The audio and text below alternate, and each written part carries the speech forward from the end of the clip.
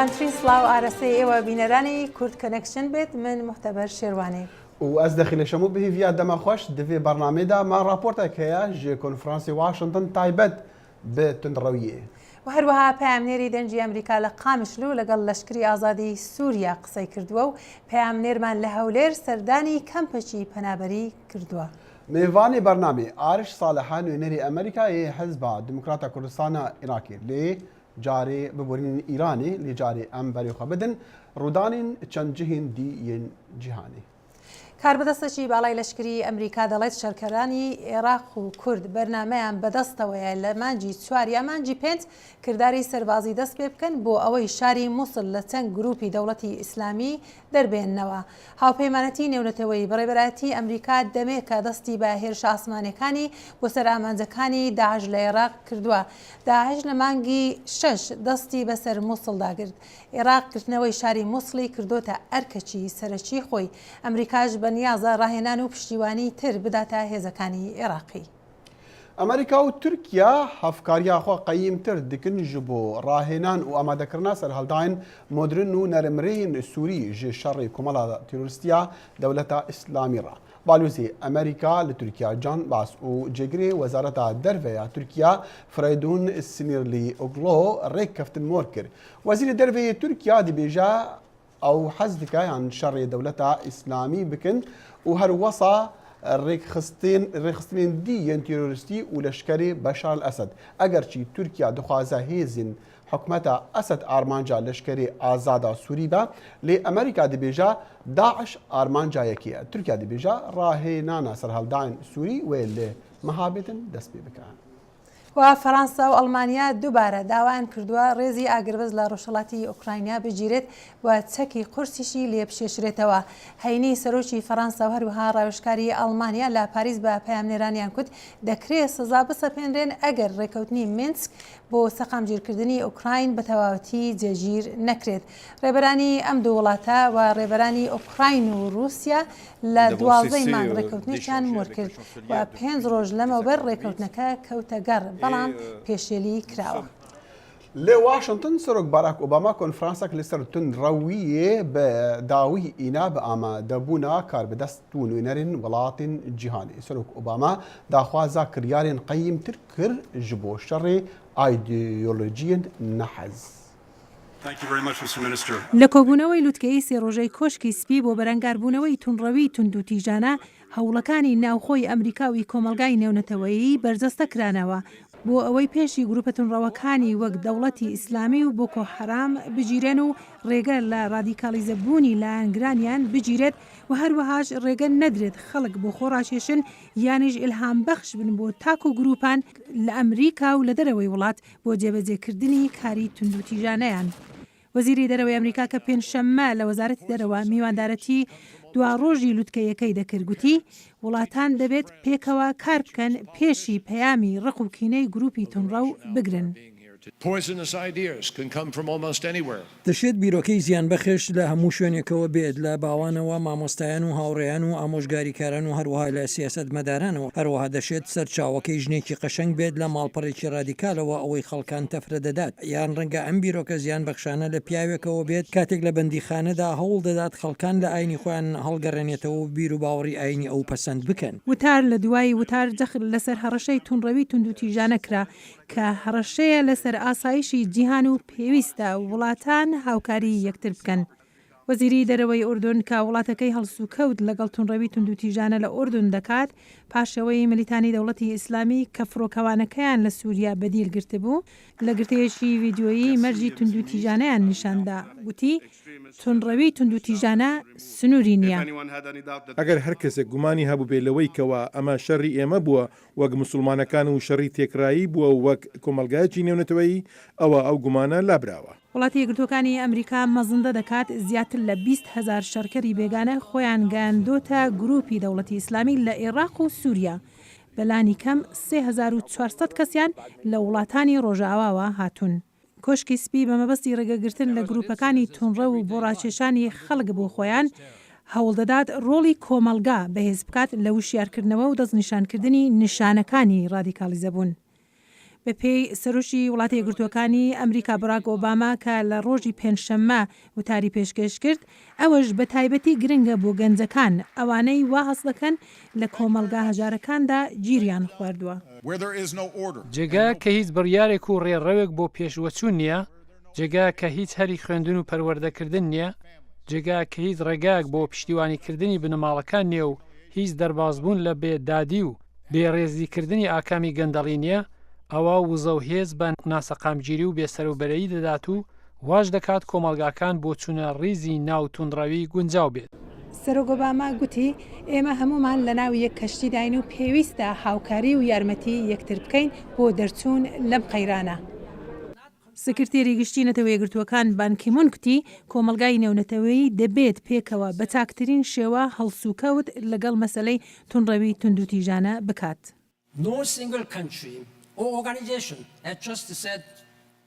هیچ وڵاتێک یان ڕێکخراوێک نییە بتوانێت بە تەنهاش کەس بە توندڕەوی و تیرۆر بهێنێت، بەڵکو دەبێت هەموو وڵاتان پێکەوە لەگەڵ ڕێکخراوە خۆجی و نێودەوڵەتیەکان و لەگەڵ ڕێبەرانی سیاسی و ئاینی و ئەکادمی و کۆمەڵی سیڤیل دەست لە ناودەست کاردانەوەی خۆیان لە چەند ڕوویەکەوە دەستنیشان بکەن بە شێوەیەک کە تیایدا ڕێز لە یاسا و مافەکانی مرۆڤ لەسەر ئاستی نێودەوڵەتی بگیرێت. سەرۆک ئۆباما داوای 400 میلیۆن دلاری بۆ وەزارەتی دەرەوە کردووە بۆ پشتیوانیکردن لە هەوڵەکانی دژە تەرۆری هاوپەیمانان بە پێی ڕاوێژکاری ئاسایشی نیشتیمانی سوزن ڕایس. وڵاتی یەکگرتووەکانی ئەمریکا پێشنیازێکی نوێ دەست پێ دەکات بۆ دروستکردنی توانایی هاوبەشەکانمان لە باکووری ئافریکا و بیابانی گەورە بە مەبەستی دروستکردنی استراتیژیەتێک بۆ ڕوبەڕووبوونەوەی توندوتیژی. ئێمە بە دوواداچوون بۆ پێشوەچوونە هاوبەشەکانمان دەکەین لەگەڵ کۆبوونەوەکانی داهاتووماندا بۆ ئەوەی دڵنیا بین کە ئەو هەوڵانە کاریگەر دەبن. وڵاتی یەکگرتووەکانی ئەمریکا و هاوپەیمانان وایان داناوە پێشوەچوونەکان لە شەڕ بەدژی توندڕەوی هەڵسەنجێنن لە مانجی نۆ لە کاتی کۆبوونەوەی ساڵانەی ئەنجومەنی گشتی نەتەوەی یەکگرتووەکان. بەڵێ ماتەبەر دەست خۆش بەێ راپۆرتی بیر بۆچون جودا جودا تێدا هەبوون ما بە هیچ و سەرۆک ئۆباما دیسان گوتی ئەو مجادلە کۆمەڵگەی تیرۆریستیک و ڕۆژئاوا شەڕێ ئیسلامی دیکە نەڕاستە درەوەکە ڕێبەرین دی بتر divê çarşovêda çi digot. ڕاستەکەی دەخیل ئەو وتارانەی کە من جۆم لێ بوو دەتکوت لە پێشەوە ڕێکەوتنێک هەبووە یەکگوتاری هەبووە کە مەسلەی ئیسلام نێنن گرێ بدەن بە مەسلەی توندوتیژی توندڕەوی توندوتیژانە دەگوترا کە ئەمە هەڕەشەیەکە لەسەر تەواوی جیهان و تەنانەت بانکی مونیش گوتی موسڵمانەکان زیاتریش بوونەتە قوربانی ئەوە بوو کە لە کۆمەلگاکاندا دەبی کۆمەلگا بەشداری بکاتن لە هەر شوێنە بیتن ڕێگان لێ بگیرێت و ڕێگەش نەدرێتن پێش بگیرێت کە زیاتر خەڵک بۆ لایەن بچیت. بەڵێ بەڵێ فەرمە وتم هەروەها دەخیل بابەتەی دیکەی سرنج ڕاشێژەوەی کە تۆش گفتوگەیەک تر کردووە لەگەڵ کەسێکی کە چۆتە سووریا لە ئەمریکاوە بەڵام ئەو چۆتە بەرەی ڕیزەکانی یەپەکە شەڕ دەکا بە دژی داعش. بەڵێ منژی پرسیار کرد و منژێ خواست ئەو من تێ بگەهینەکە چاوا دەبا خۆرتێک لەوی وڵاتی ئارام و تەنا قەستا جهێکی هەندە خەتەر بکە ji بۆ ئالیکاریە خەڵکی دی ئەم گۆدارە بەرسەڤایی بکەن. I've always been interested in the Kurdish people. ji bo yekê ku xelkê Kurd bala wî dikişîne ser xwe û ew hinekî çavdêriya şer li Sûriyê dike min rojekê nûçe dişopandin dema ku Daeş êrişî Iraqê dikir û xelkê êzdî di reviyan serçiyan. Tiştekî ez êşandim û min biryar da ez biçim. Min her dixwest ez biçim serdana Kurdistanê û dem jî bo min baş bû. Te bixwe şer digel Daeş kiriyan ne? I was not involved in any close quarters combat. Ez bi awakî rasterast tevlîeniya pêşîna şer nebûm. Em bêhtir di rêzên berevaniyê de bûn û me bêhtir çavdîriya cebilxaneyan û nobedariya eniyên şer dikir.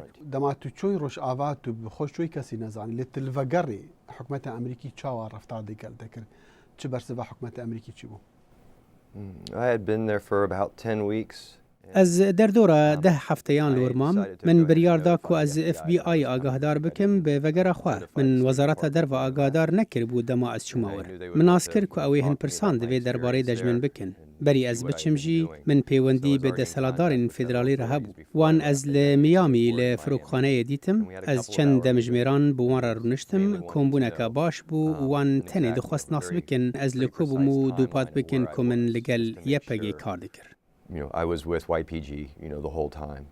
Em vegerin ser mesela Rojava û Kurdên ku digel wan tiçoyî cem çawa wan dibîrî te çawa ew dîtin? They're great people. They're my brothers and sisters now. They take good care of the foreign fighters. ئەو کەسێن ڕاستن نها خوشک و برای منن لە شەروانین بیانی مقاتەنە هێزên چالاکدارن لەسەر عەردێ gelekî nêzik û girêdayîne bi hev ve yepegê û yepecê hêzên Kurdî yên serekene lê Ereb jî hene, Mesîhiyên Aşûrî jî hene, Êzdî jî hene û şervanên biyanî jî hene. Tu hevbîrî digel armanca ku ew şerî bû dikin? Yes, I learned about the Rojava Democratic Revolution. ئەرێ ئەس فێری شۆرەشە دەموقراتا ڕۆژاوا بووم ئەو شەر دکن ji بۆ دەموکراسیە ji بۆ مافێ ژنان ئەو دەستەلاداریەکە نەمەرکەزی برێڤە دەبن و پرسگرێکên نخۆیên siyasiyên navxwayî berî ku mezin bibin çareser dikin di desteyên birêveberiya bajaran de ku divê bi kêmanî çel ji sedî ji wan jin bin. Çend Emerîkî di nav wan de ne? Ez nepişt rastim ji jimara wan renge ji dehan heta sî kesî hebin. Ji kî welatan? United States, Ji Amerîka, Kanada û Ewropa. different European countries. Tu hatî Washington vegerayê Amerîka tu çi ji Emerîkiyan dixwaziyan peyamê te ji bo Emerîkiyan çi ye? Çi hikûmet çi gelê Emerîkî be? We're a democratic nation, and we should support. Em welatekî demokratîk in û pêwîst e em piştgiriya her demokrasiyekê nuh bikin li cîhanê li ku dibe bila bibe. Ev xelkê ku dixwazin şer bikin ji bo demokrasî û wekheviyê, ji bo rêzdariya netewa û ayînan, ji bo mafê jinan, ne tenê ji bo Kurdan, belê ji bo Suniyên nermerê jî li Sûriyê, ji bo Aşûrî û Êzdiyan û her pêkhateyeke ku ji bo demokrasiyê şer dike. Pêwîst e Amerîka pêgir be bi pêkanîna evêyekê û piştgiriya wan bike ku ew xewnên xwe ji bo azadiyê pêk bînin. To fulfill their dreams of being free. Dirêjahiya hevpeyvîna digaldîn parker dil ser malperên dengê Amerîka û dikarin temaşe bikin.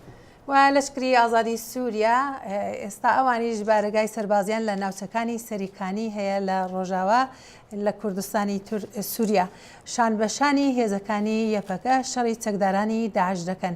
پامنێری بەشی کوردی دەنجی ئەمریکا زانا هەمەر لە قامشلو راپۆرتێکی ناردووە.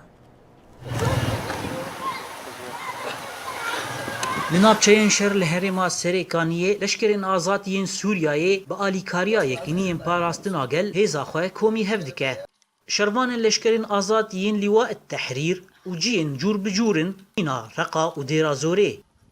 Yekîniyên parastina gel alîkariya hêza leşkerê azad dike, xwe komî hev bike û tabûrek bi navê Lîwa-i Tehrîr ava kirine. أنشئ لواء تحرير بعد سيطرة داعش تقريبا على أغلب المناطق الشرقية. لواء تحرير هات آواکرین پشتی وکشاندنا لشکرین آزاد جروج حالاتی سوریه ده انجام ایریشن داعش ده متور ندیتن گو امشاره داعش بکن لسر زمینه اشبیلی لکوبانی و سریکانیه. نزلنا لأيوة هون على رأس العين. هروها فرماندار لواء تحرير عبدالكريم عبيد هفكاري أخوة ويكينيين باراستنا قل جبو دنجي أمريكا زلال ديكا دبيجة. علاقتنا مع اليابكا جيدة. یکی ما یپگیره پر باشه. دست پیکی ده ملگل فرمانداریا یپگی گفتگو کر و آن هاری کفتنک نافبر آمده هیا لسر بنگاه سوریا پیش روزه. لسر بنگاه سوریا که پیش روز و به سیویل و دموکرات. من دیا جواکی تدا پاراستی به. بسوريا ضمن سوريا الواحدة. لواء التحرير تبي هجماري وخني كيم لنهاد چمبرن شرده لقل يكينيين باراستنا قل لديجي داعش شردكن. شروان لشکرین آزاد گوجارا یکیش را گاندنی را دا آخوین جبو دنگ امریکا رو شاخوتانین زمان آنها و یپگی و یپجی به هفره چنبرا شردنا لديجي داعش في خندق واحد ضد داعش. أنا من الشام من ست زينب شركزي انسجنت از شركسي شاميمة از هاتم رقة ودو هيوان زندانين داعش دمام وبشتيكو از دركتم من شاري وانكر لحلبة كوباني ونهال سريكانية. قاتلت بكوباني قاتلت هون براس العين. قاتلت داعش مع فصيل لواء ثوار الرقة. الشرفاني سوار الرقامة وبري دو هيوان از كوباني هاتم سريكانية ونها أمو برادرين خويين يبقى لديجي داعش شردكن وأمي بسركفن. وبإذن الله منتصرين. لشکرین آزاد تانین زمان گودوا به همو هزین لشکری ین اپسیونا سوریای دبن سیوانا نرخین نشتیمانی و با آرمانجا آواکرن سوریه که سیویل و دموکرات پرالی ورن لگل هفکار بن. و هفکاری آوان و یکینی پاراستنا گل لکوبانه و نها لسریکانیه میناکا و هفکاریه آگو لشکرین آزاد بیجن و تکز سرکفتی به. زانا عمر دنگی امریکا سریکانیه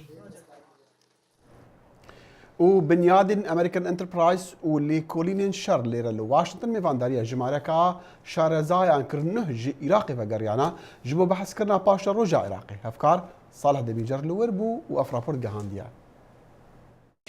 به ناونیشانا گلو تکوشینا جبو پاشروجا عراقی دوزک بهیوی آنا پیمانگه امریکن انترپرایز انستیتیوت AEI و پیمانگه افراندن شر ISW پانلک لناوندا AEI لدار خستن و سه شرزاین روشا عراقی لبشدار بون. بشدارین که دوان دمنداوی دا لگل حکومت و برپرسین لشکرین عراقی کمبون لدار خستن دوی پانل دار روشا عراقی نها نرخاندن و گفتگو کرن گلو درفت هیا جبو امریکا که پیدا چونک ده سیاست خود العراقی چیکه. بریوبری پروژه گفین رجدی لپیمانگه AEI رزدار فریدریک دبلیو کیگن جا آماده را دیار کرد که داعش گفک رجدیه بو عراقی بلیتک برناوی تنه بی چاره سرکرنا پرسگیری کندن لعراقی دی سرکفتنش بو امریکا دابین نکه. شارزای کاروبارین سیاسی و لشکرین روجهلاتا ناوین رزدار کینیث پولاک داعش وکو کشه که جیهانی نشان دا و رگاهند کو پیوسته نتنی امریکا لبرانبروی راوسته بله او ارکا کوالیسیون ناونتویه. جا آلی خدا سروکو دامزیر نرا پیمانگه افراندن شر ISW رزدار کمبرلی کیگن رونی دا سر اوی بابته و کتنا موسل بن دست داعش وگراند بو نبونا یکیتی دنابرا آلین سیاسی ده. هر وحد و درباره دا و لدور روشا کردان لعراقی خانم کیگن جدنگ امریکا را گوت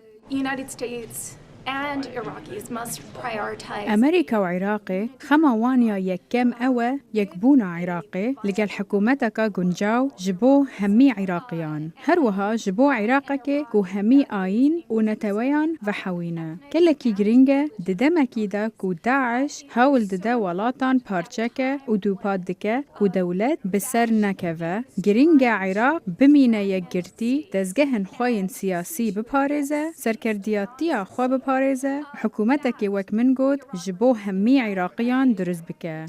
هرچندی یکبونا عراقی بالا سیاست مدارن امریکا دکشینه لگلک شارزاو شروکار دوی درباره دا دبینن که هبونا داعش لحرم بگشتی و به تایبتی لعراق راستیه که لسر عرضه درست کرد که پیوستی بویه که هیا امریکا د سیاست خود وی که بده برچاوان و به وی راستیه نهره بده و بستیره.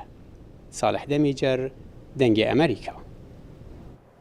و پامنێری دەنجی ئەمریکا ئەحمەد زێباری سەردانی کەمپشی پەنابەری کە پێکاتەی جیازیای لێیە لە هەولێر کردووە و ئەم راپۆرتەی بۆ ناردوین.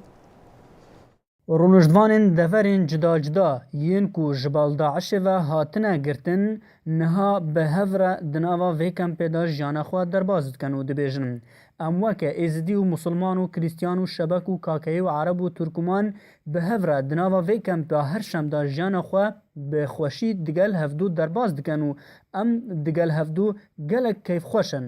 شنقال همو بعضا متوا كتن مش وسيارة من حدود سوريا هاتين ربيع من ويرم هاتين يعني بزورم خلاص بون ببيا بتشوك بيرامير يعني قال لك زحمة مديها تانكي أم هاتين تهجرنا من سهل نينوى وحاليا جاي قاعد بربيل ام جدشتا نينوى الرافيان نها ام لهوليرن بري رودانا مالا من تقاندن سي كس جمالا من شهيد بون معلو حالي من ويران بو هطانها كسي بسيارة من نكريا جتش لايانا سپاس بو خلقي هريمي آلي كاريا مكرن لي حكومتي چه قازانش نگهاند يمن ازو خانما خوبتني معنا دو كچل من و كري من ابتني شهيد بون نزانم رو بكم كي دري جبال خوشي و حكومت هريما كردستان دبيجه رجيا هاتنا آواريان ده هريما كردستان دا بلند بويا جبروه که حکومت هرما کردستانی جی داخوازه جوالاتن دروا و به تایبتی ریخستین نافنتویین دوی واریدا داخواز دکه کو بهتر آلیکاری آوان بکن جبر کو او جی بکارن بهتر خدمت آواریان بکن جبر کو رژه آواریان رژه که هری مزنه دکارینا حکومت هرما کردستان دا نینه. اوه کمپا هرشمه لباجار هولیره کو ازدی و کریستیانو کرد و عرب و شبک و ترکمان تیدا به هفرا دجین دوێ کەمپێدا وانا ماڵ و حاڵên xwe ji tirsa dewleta İslamî li Iraq û Şamê hêlane û ber bi vê deverê hatine û daxwazê ji hikûmeta Herêma Kurdistanê û aliyên têkilîdar û her wiha rêxistiyên navnetewî dikin ku bêtir alîkariya wan bête kirin ji ber ku jiyana wan dê nehada ya nexweş e. Ehmed Zêbarî, dengî Amerîka. Demê danûstandinan li ser bernameya navûkiya Îranê nêzik dibe û her du alî dibêjin wan nevêtin demê got û bêjan carekedî dirêj bikin. Li heman dem jî lista endamên demokrat di Kongresê Emerîkî da ku dê baykota wê civînê bikin dirêj dibe ku dema Serokwezîrê İsraîlê li ser daxwaza serokê civata nûneran John Boehner gotarekê ji Kongresê re bixwîne. ئەو کاتی دانوستانەکانی زلێرزەکانی جیهان لەگەڵ ئێراندا لەسەر بەرنامە ناوچەکەی تاران بۆ ڕەوانەوەی نیگەرانیەکانی ڕۆژاوا سەبارەت بە توانایی ئێران بۆ دروستکردنی چەکی ناوچی هەروەهاش هاوکاتی خواستەکانی تاران بۆ هێورکردنەوە و هەڵگرتنی سزاکان وڵاتە یەکگرتووەکانی ئەمریکا و ئێرانیش دەڵێن درێژکردنەوەی دانوستانەکان بۆ دوای یەکی مانگی حەوت بە باش نازانن. سەرۆک ئۆباما لە کۆنفرانسە ڕۆژنامەوانی هاوبەشەکەیدا لەگەڵ ڕاوێژکاری ئەڵمانیادا جەختی لەم دۆسەیە کردەوە. لەم پەیوەندەدا نابیرم درێژکردنەوەی وەتوژەکان سوودمان بن ئەگەر ڕێک نەکەوتە بن لەسەر داڕۆشتنی بەرایی و هەروەها جیهان پێوەستی بە دڵنیایی هەیە کە ئێران لە هەوڵی دروستکردنی چەکی ناوکیدا نییە. لە کۆنفرانسە ئاسایشەکەی ئەڵمانیاشدا وەزیری دەرەوەی ئێران زیاتر جەختی لێکردەوە و گوتی هەرچەندە لەو بڕواایشدا نییە بەڵام وەک دەڵێ ئەگەر ڕێکەوتنێکیش نێتە ئاراوە خۆی دینابێتە کۆتایی جیهان. لەو بڕواایەدا نیم درێژکردنەوەیەکی تری وتوژەکان لە بەرژەوەندی کەسدا بێت وەک چۆن بە ڕۆشنبەوە نەبووە ئەم درێژکردنەوەیەش پێوەست بۆ بیت یان سوودمەند بۆ بیت. ئەم هەڵوێستە توندانە دەشێت زیاتر لەبارەی استراتیژیەوە بێ وەک جیمس ئاکتن شیکەرەوەی سیاسی ناوچی باسی دەکات. بەگشتیمە تاکتیکی دانوستاندنە پێم وایە هەردوو لە هەوڵی فشارخستن سەر یەکتر دەدان تا ڕێک بکەون. هێشتاش ئیسرائیل بە نیگەرانیەکی زۆرەوە دەڕوانێتە ئەم بەرنامە ناوچەی ئێران و سەرۆکوەزیری وڵاتەکە دەڵێت هەرچێکی لە توانادا بێت دەیکات تا ئەو ڕێکەوتنە ناوچێ نەکرێ. لە مانگی داهاتوودا بەنیامین نەتەنیاهۆ لە کۆنگرسی ئەمریکادا وتارێک لەسەر بەرنامە ناوچەکەی ئێران پێشکەش دەکات. جان بەینەر سەرۆکی ئەنجومەنی نوێنەران بانگێشتی سەرۆکوەزیری ئیسرائیلی کردووە بەبێ ئەوەی ڕاوێژ لەگەڵ کۆشکی سپیدا بکە. ئێستاش هەروە دێ و ژمارەی دیموکراتەکانی دەڵێن بایکۆتی ئەو وتارە دەکەن لە زیادبووندایە. کانگرس دەتوانانی بریاری خۆی بدات لۆ بڕواایەدانیم پەنجەم کردەبیت بە چاوی کەسدا. بەڕێز بەینەر داکۆچی لە بڕیارەکەی خۆی دەکات و دەڵێت بانگێشتکردنی سەرۆکوەزیری ئیسرائیل شکاندنی هیچ پرۆتۆکۆڵێک نییە. سەرۆک ئۆباما دەڵێ ئەم وتارە ئاڵۆزی دەخاتە پەیوەندیەکانی ئەمریکا و ئیسرائیلەوە. ئەم وتارە کە بڕیارە ڕۆژی حوتی مانگی سێ پێشکەش بکرێ واتە تەنها 2 هەفتە بەر لە هەڵبژاردنەکانی ئیسرائیل هەندێک وەهای دەبینن بۆ تۆکمەکردنی پێگەی بەڕێز نەتەنیاهۆیە لە هەڵبژاردنەکاندا. نانسی پیلۆسی ڕێبەری کەمینەی دیموکراتەکانە لە ئەنجومەنی نوێنەران. هەندێک دۆستی بەهێزی ئیسرائیل پەیوەندیان پێوە کردوم و دەڵێن کارێکی نەگونجاوە کە هۆڵی ئەنجومەنی نوێنەران بەکار بهێنرێت بۆ مەبەستی سیاسیانە لە ئیسرائیل بێت یان لە ئەمریکا ئەمانەش هەمویان پشتیوانی نەتانیاهۆن. لە ئێستاشدا داواکان لە بەڕێز نەتەنیاهۆ بۆ هەڵوەشانەوەی ئەم وتارە هەروادێ و زیاد دەکا هەم لە ناو ئیسرائیلدا و هەمیش لە ئەمریکادا بەڵام سەرۆکوەزیری ئیسرائیل سوورە لەسەر پێشکەشکردنی ئەو وتارەی. دوامۆڵە دواتە 24 مانگی سێ هەروادێ و نزیک دەبێتەوە بۆ وتوێژەکانی ناوکی ئێران و هەروەها شەش هێزی جیهان. لەم وتوێژانە لایەنەکان هەوڵ دەدەن بکەنە ڕێکەوتنێکی کۆتایی لەسەر پرۆگرامی مشتومڕ لەسەری ناوکی ئێران هەرچەندە هەردوو لاش دەڵێن بەتایبەتی ئەمریکا و ئێران کتویانە کە دایانەوێتن ئەگەر ڕێکەوتنەکە خراپی نەیەتە دی بەڵکو ڕێکەوتنێکی باشیان دەوێت بۆ تاوتوکردنی ئەم مەسلەی و هەروەها ڕۆڵی ئێران لە شەڕ بە دژی داعش بەتایبەتی لە عێراق داوامان کردووە کە بەڕێز ئارەش ساڵح لەگەڵماندا بیت جەنابیان نوێنەری حیزبی دموکراتی کوردستانی ئێرانە لە واشنگتن. کاگارەش بەخێر بێ. زۆر سپاس دەکەم دامتەوە. کاگارەش لێکدانەوەی خۆت چۆنە ئایا ئاماژەکان بەرەوە دەبینی کە ڕێککەوتنێک بێتە دی کە هەردووک لە ڕاپۆشەکە ژێمان لێبوردایانەوێ مۆڵاتیش درێژ نەکرێتەوە؟ بە باوڕی من کێشەی سەرەکیەوەیە کە تەنانەت هاتنە ئارای ڕێکەوتنیەکی گشتی وەکو ڕێکەوتنە پێشوەکە ناتوانێت کێشەکان چارەسەر بکات. جاری پێشووشەر لێرە باسمان لەوە کرد کە ئەم هەوڵانە هەر بەردەوامە بن هەر لایەنێک و بە ئامانجێک خەریکی بەردەوامکردنی ئەم هەوڵانە دەبن، بەڵام لە ڕاستیدا کێشەکەەوەیە کە تەنانەت ئەگەر ئێران و ئەمریکاش بگەن بگەڕ ڕێکەوتنێک، تەنانەت ئەگەر ئێران و پێنجی بالاوی یەک بگەن بە ڕێکەوتنێک لە ڕاستیدا هیچ کێشەیەک لەو ناوەدا حل نابێت. ڕفتاری ئێران هەڵسوکەوت ئێران لە ناوچەکەدا وەکو خۆی دەمێنێتەوە، ئارەزوەکانی ئێران بۆ گەیشتن بە چەکی ناوەکی لە جێگەی خۆیدا دەمێنێتەوە. پۆتانسیلەکە ئێران دەستبەرداری پۆتانسیلەکانی نابێت بۆ گەیشتن بەو چەکە ناوەکیانە. دیارە سرنجی هەرێمەکە زۆربەی سرنجی نێونەتەوەی لەسەر شەڕ بە دژی گروپە تەروریستیەکانی تونڕەوە بە داعشەوە. ئێرانیش ئێستا بە تایبەتی لە عێراق ڕۆڵەشی بەرچاوی هەبووە لەو شەڕە. ئەمە لەلایەک لەلایەکی لە نێو ئێران دیستان ئێران ڕێبازی سەرکوتکەرانەی خۆی بەردەوام بووە لەسەری لە دژی هاوڵاتیانی ئێرانی خوێندنەوەت لەوەتی ئایا ئێران لەبەرەوەی لەو لای شەڕ دەکات چاوپۆشی لێ دەکرێت یانی چۆنە؟ بە باڕی من ئێستا بارودۆخی ئێران لە وەزعێکی زۆر خراپدایە بە لە حازی کۆمەڵایەتیەوە لەبەرەوەی گوێی دنیا داخراوە، گوێی کۆمەلگای نێونەتەوەی داخراوە لە بەرامبەر ئەو دەنگانی کە لە ناو خۆی ئێرانەوە دێن لە ناو کوردستان ئێرانەوە دێن بۆ دەرەوە لەبەر ئەو گوتیێژانەی کە ئێستا لە ئارادایە. ئەگەر چاو لێ بکەن لە ماوەی 1-2 هەفتەی ڕابردوودا کۆمەلگای کوردستان ئێران زۆر سەرقاڵی جریانی سامانی نەسیم بوو کە ئێستا بنەماڵەی سامانی نەسیم هێشتا نازانن بە ئیسڵاح چارەنووسی کوڕەکان چی بەسەر هاتووە، بەڵام کۆمەلگای نێونەتەوەی بەگشتی ئەو دەنگانی نەبیستوە و ئارام بووە. لە ڕاستیدا شەڕی ئێرانیش لەگەڵ داعشا بە باوڕی من کە جەنابەتەوە ئاماژەت پێدا هەڵەگرێتەوە بۆەوە کە ئێرانەوە لەو کارت استفادە بکات لە کۆمەلگای نێونەتەوەی یا ئەگینا بە باوڕی من ئێران دەستی هەبووە لە هەڵخڕاندنی شەڕ بەرەولایەنی بەرەولای کوردستانی باشوور یا تەنانەت لە کوردستانی سووریەشدا. باشە دی ئەو ململانەیە کە نێوان ئێران و لەلایەک عەرەبستانی سعودی لەلایەک ئێران و تورکیا لەلایەک ئەمانە چۆن دەبێن؟ ینی ئێران چ ئامانجی هەیە بۆ پاشە ڕۆژ بێجگە لەوەی کە جەنابەت دەڵێ و هێندێک ڕۆژاوەش ئێران تاوانبار دەکەن کە هەوڵی بەدەستهێنانی چەکی ناوکی دەدات. هەروە کە پێشتر ئاماژەمان پێداوە یەکێک لە گرنگترین تاکتیکەکانی ئێران بۆ ئەوەی کە بتوانێت بەرژەوەندیەکانی خۆی لە ڕۆژهەڵاتی ناوین و لە سەرتاسەری دنیای بەدوایان بەدوای بەرژەوەندیەکانی خۆی بکەوێت یەکێک لە گرنگترین تاکتیکەکانی ئەوەیە کە لە ڕاستیدا ئاژاوە بنێتەوە.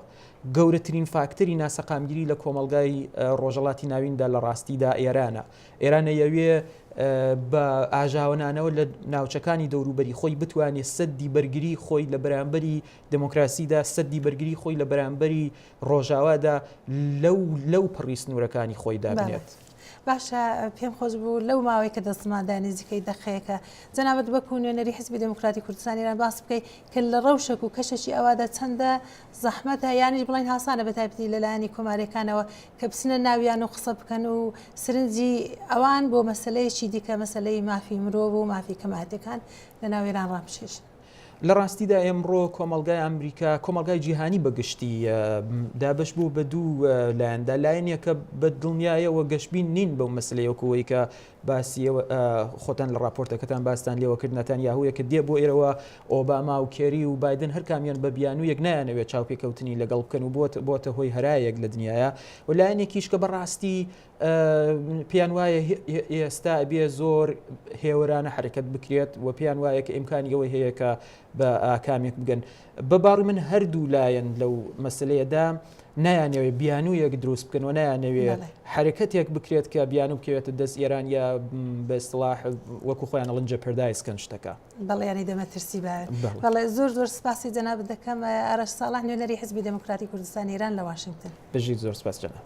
و هەروەها سپاسی ئێوە بەڕێزان دەکەم کە دەگەڵماندا بوون لەبیر نەکەن بۆ هەفتەی داهاتوش بە سێشەمەیە چاو لە بەرنامەی کورد کەنێکشن بکەن.